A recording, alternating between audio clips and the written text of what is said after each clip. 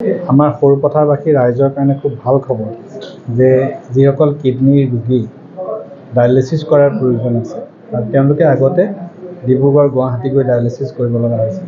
পাছত গোলাঘাটত হ'ল যদিও তাত ৰোগীৰ সংখ্যা বেছি হোৱাৰ কাৰণে ৱেইটিং পিৰিয়ডো বহুত বেছি আছিলে। এতিয়া সৰুপথাৰতে মাননীয় মুখ্যমন্ত্ৰী ডক্টৰ হিমন্ত বিশ্ব শৰ্মা ডাঙৰীয়াৰ প্ৰত্যক্ষ হস্তক্ষেপত যি নৰেন্দ্ৰ মোদী ৰাষ্ট্ৰীয় ডায়েলিচিছ অভিযান, এই অভিযানৰ অন্তৰ্গত আমি এই ডায়েলিচিছ কেন্দ্ৰটো পাইছোঁ। এই অঞ্চলৰ যিসকল কিডনী ৰোগী আছে তেওঁলোক উপকৃত হ'ব আৰু এটা অত্যাধুনিক ডায়েলিচিছ চেণ্টাৰ। ইয়াত একেলগে 3জন ৰোগীয়ে ডায়েলিচিছৰ সুবিধা লাভ কৰিব পাৰিব। তাৰ কাৰণে এটা expert technical team, medical officer ইয়াতে থাকিব।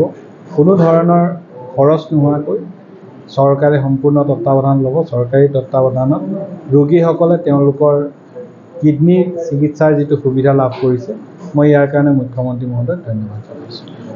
তো একচুৱেলি যিসকল ৰোগী বৃক্ক, সাধাৰণ মানুহে কিডনী বুলি ক'লে আজিকালি বুজি পায়, কিডনী যেতিয়া বিকল হৈ যায় তেতিয়াহ'লে এই যিবিলাক বিষাক্ত পদাৰ্থ আমাৰ শৰীৰত নৰ্মেলি যিবিলাক উৎপাদন হৈ থাকে এইবিলাক নৰ্মেল অৱস্থাত মানে আমাৰ কিডনীৰ জৰিয়তে পেচাবত ওলাই যায়।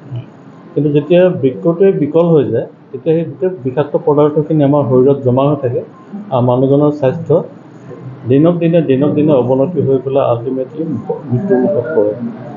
তেওঁৰ যিখিনি ধৰক এক্সেছ মানে বেছি যিখিনি পানী জমা হৈ যায়, কিছুমান ইলেক্ট্ৰলাইট জমা হয় আৰু যিখিনি বৰ্জনীয় পদাৰ্থ সেইবিলাকো ব্লাডত জমা হৈ যায়।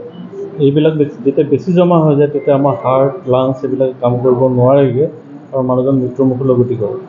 এই ডায়েলাইচিছ চেণ্টাৰটো যিসকল ৰোগীৰ অলৰেডি কিডনীটো বেয়া হৈ গৈছে, বিকল হৈ গৈছে, তেওঁলোকৰ কাৰণে এইটো খুব আমাৰ সৰুপথাৰ অঞ্চলৰ আশে পাশে থকা ভালেকেইজন আমাৰ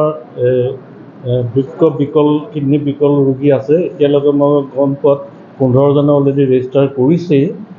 তেওঁলোকৰ কাৰণে খুব সহায় হ'ব, কাৰণ এই এতিয়া গোলাঘাট চিভিলত হয় আৰু তাত মানে ৱেইটিং লিষ্টখন বহুত দীঘলীয়া, মানে বহুত দিন ৰ'ব লাগে। যিকোনো মেডিচিনৰ যেনেকৈ এটা ড'জ থাকে তেনেকৈ ডায়েলাইচিছৰো ড'জ থাকে, যে সপ্তাহত 2 দিন, সপ্তাহত 3 দিন। এই চেণ্টাৰটো আছে এতিয়া সৰুপথাৰ নহয়, ইয়াৰ দাঁতিকাষৰীয়া অঞ্চলৰ ৰাইজে উপকৃত হ'ব, ডেফিনেটলি উপকৃত হ'ব। যিকোনো খবৰৰ বাবে যোগাযোগ কৰক 7099017330 লগতে 7099017110 নম্বৰত।